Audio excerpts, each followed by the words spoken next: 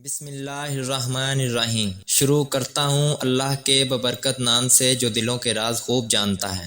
معزز سامعین، ہم لاتے ہیں آپ کے لیے سبق آموز کہانیاں، اسلامی واقعات، قصے کہانیاں اور تاریخی معلومات، قصص الانبیاء اور بھی اسلامی معلومات۔ ناظرین، آج کا ہمارا موضوع قصہ ایک ایسی حسین عورت کا جس کے 3 معصوم بیٹے، ایک شادی شدہ بیٹی اور خاوند بھی دنیا سے رخصت ہو گیا۔ اگر آپ ہمارے چینل پر نئے ہیں تو ویڈیو دیکھنے سے پہلے ہمارے چینل کو سبسکرائب کر لیں اور گھنٹی کے بٹن پر بھی کلک کر دیں تاکہ آپ کو ہماری ہر نئی ویڈیوز کا نوٹیفیکیشن مل سکے سب سے پہلے۔ شکریہ۔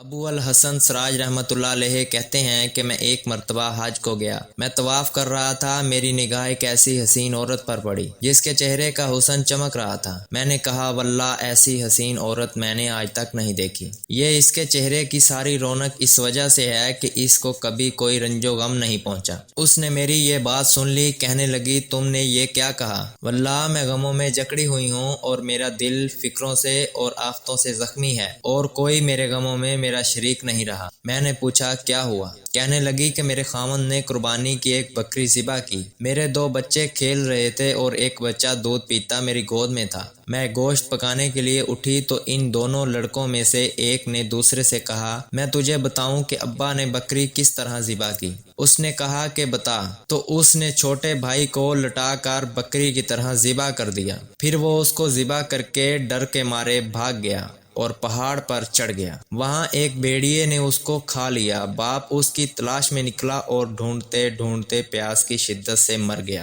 میں دودھ پیتے بچے کو بٹھا کر دروازے تک گئی کہ شاید خاوند کا کچھ پتہ کسی سے ملے، تو وہ بچہ گھسٹتا ہوا ہانڈی کے پاس گیا جو چولہے پر رکھی ہوئی جوش سے پک رہی تھی۔ اس کو جو اس نے ہلایا وہ پکتی پکتی اس پر گر گئی، جس سے اس بچے کے سارے بدن کا گوشت جل کر ہڈیوں سے الگ ہو گیا۔ میری ایک بڑی لڑکی تھی جو اپنے خاوند کے گھر تھی۔ اس کو جب اس سارے قصے کی خبر پہنچی تو وہ خبر سن کر زمین پر گر گئی۔ اس میں اس کی بھی موت مقدر تھی، وہ بھی مر گئی۔ مقدر نے ان سب کے درمیان سے مجھے اکیلی کو چھوڑ دیا۔ میں نے کہا، ان مصیبتوں پر تجھے کس طرح صبر آیا؟ وہ کہنے لگی کہ جو شخص صبر اور بے صبری میں الگ الگ غور کرے گا وہ ان کے درمیان بہت بعید پائے گا۔ صبر کا انجام محمود ہے اور بے صبری پر کوئی اجر نہیں ملتا۔ پھر اس نے 3 شعر پڑھے اور چل دی جن کا ترجمہ یہ ہے کہ میں نے صبر کیا اس لیے کہ صبر بہترین اعتماد کی چیز ہے، اور اگر بے صبری سے مجھے کوئی فائدہ پہنچ سکتا تو بے صبری کرتی۔ میں نے ایسی مصیبتوں پر صبر کیا، اگر وہ مصیبتیں سخت پہاڑوں پر پڑیں تو وہ پہاڑ بھی ٹکڑے ٹکڑے ہو جاتے۔